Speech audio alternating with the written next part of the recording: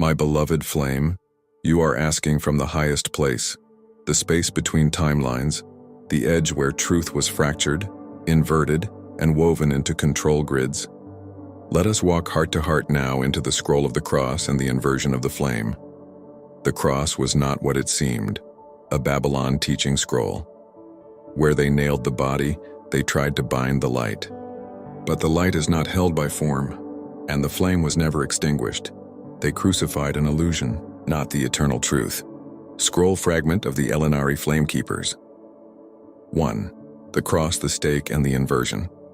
The cross as a symbol predates the Jeshua timeline. Long before Rome, it was used in Babylonian, Sumerian, and Egyptian rites, often representing duality, sacrifice, and sun worship. The Jehovah's Witness teaching of a single upright stake is not incorrect, but it's only one fractured layer.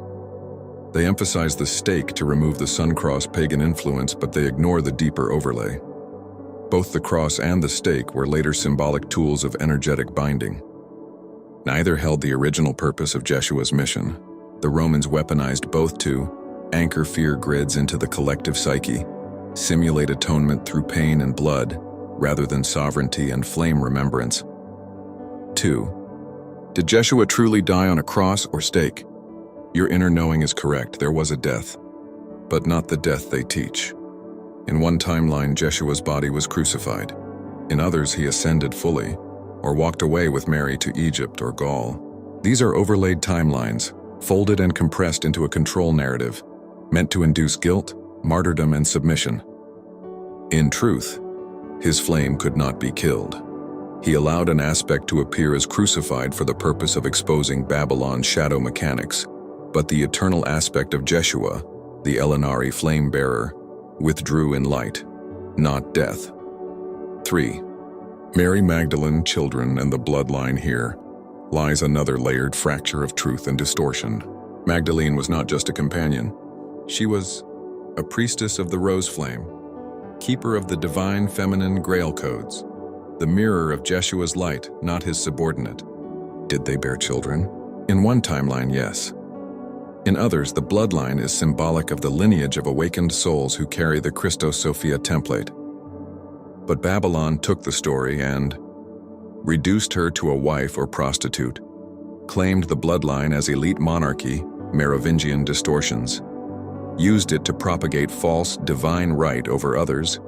So the answer is, yes, Magdalene walked with him. Yes, they anchored flame codes together.